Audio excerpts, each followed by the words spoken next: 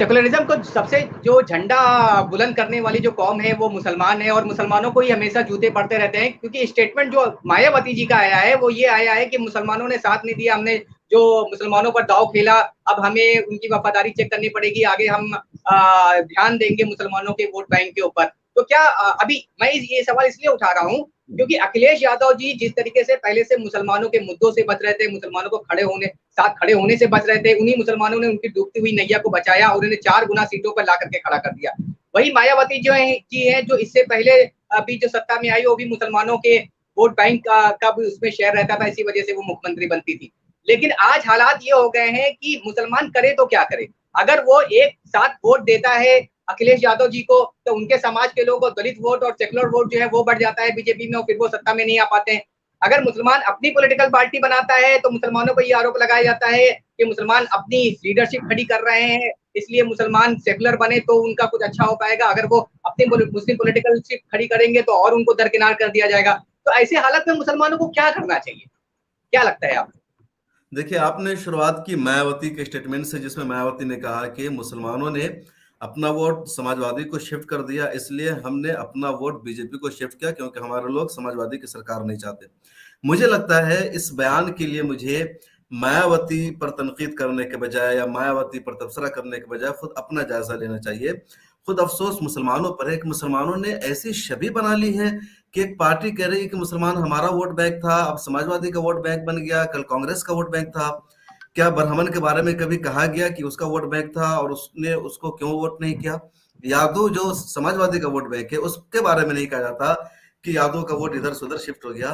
मुसलमानों ने अपनी ऐसी छवि बना ली है वोट बैंक की, कभी मुसलमान समाजवादी का वोट बैंक है, कभी बीएसपी का वोट बैंक है, कभी कांग्रेस का वोट बैंक है, और जो जैसे चाहे मुसलमानों के बारे में बोल रहा है। मायावती अगर मुसलमानों के बारे में बोल रही है कि मुसलमानों का वोट इधर से उधर शिफ्ट हुआ है, तो मुसलमानों ने मायावती को ये मौका दिया है ऐसा बोलने का। मुसलमानों की जिम्मेदारी है, मुसलमानों की चाहिए कि वो जिसको भी वोट करे खामोशी के साथ वोट करे। जमहूरियत में, सेकुलरिज्म में हर एक पार्टी को चुनाव लड़ने का हक है और हर एक से आपके रिश्ते हमवार होने चाहिए। कोई भी पार्टी इख्तियार में आ सकती है, कोई भी पार्टी सरकार बना सकती है, इसलिए किसी का ना तो दुश्मन बनना चाहिए ना किसी का दोस्त बनना चाहिए। वोट किसको दे रहे हैं नहीं दे रहे हैं, लेकिन अगर सरकार बनती है तो सबकी सरकार है, इसलिए किसी कम्युनिटी के हवाले से मैसेज ही नहीं जाना चाहिए कि ये उस पार्टी से इनका ताल्लुक है, अगर दूसरी पार्टी की सरकार बनी है तो उसमें इनका कोई योगदान नहीं है।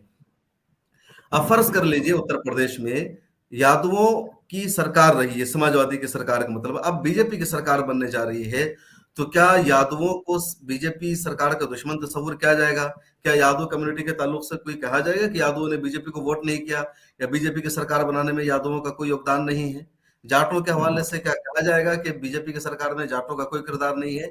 बल्कि जाट क्रेडिट लेंगे 100% कि हमने बीजेपी की सरकार बनाई है, यादव कहेंगे हमने बीजेपी की सरकार बनाई है, मुरिया समाज के कहेंगे हमने सरकार बनाई है। मुसलमानों के ताल्लुक से सिर्फ कहा जाएगा कि बीजेपी की सरकार में मुसलमानों का कोई योगदान नहीं है, बीजेपी के लोग कहेंगे हमें मुसलमानों ने वोट नहीं किया है। तो ये जो छवि बनाई गई है, मान लीजिए बीएसपी की अगर सरकार बन जाती तो बीएसपी को लोग कहते हैं कि हमें मुसलमानों ने वोट नहीं दिया, उनके वोट से हम सरकार नहीं बने हैं। तो मुसलमानों को अपनी ये छवि बदलनी पड़ेगी, किसकी सरकार बन रही है किसकी नहीं बन रही, किसको वोट नहीं दे रहे, ताल्लुकात हर एक से बराबर होनी चाहिए, यकसा ताल्लुकात होनी चाहिए। ये नहीं मुसलमानों के ताल्लुक से मैसेज आना चाहिए कि मुसलमान इस पार्टी के वोट बैंक है। यानी जो मुसलमानों पर किसी भी पार्टी के वोट बैंक का जो टैग लगता है ना, मुसलमानों को ये टैग हटाना पड़ेगा, और ये टैग मुसलमान खुद हटाएंगे तभी होगा, और उसी वक्त होगा जब मुसलमानों को हर एक पार्टी से अपना रिश्ता जाहिर करना पड़ेगा। हमारी वीडियोस देखने के लिए बेहद शुक्रिया। मिल्लत टाइम्स की खबरें पढ़ने, सुनने और देखने के लिए गूगल प्ले स्टोर से ऐप डाउनलोड करें। यहां आप उंगली की क्लिक में पढ़ सकते हैं 4 ज़बानों में न्यूज़, उर्दू, हिंदी, अंग्रेजी, बांग्ला। आप ऐप पर मिल्लत टाइम्स की वीडियोस भी देख सकते हैं।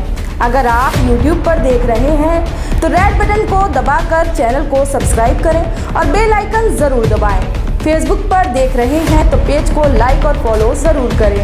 ट्विटर और इंस्टाग्राम पर भी मिल्लत टाइम्स को फॉलो करें। मिल्लत टाइम्स की स्टोरीज हासिल करने के लिए टेलीग्राम और व्हाट्सएप पर बराह रास्त हमारे साथ जुड़ सकते हैं। हमारे काम से आप मुतमईन हैं तो इसे जारी रखने और मजबूत बनाने के लिए हमें सपोर्ट करें।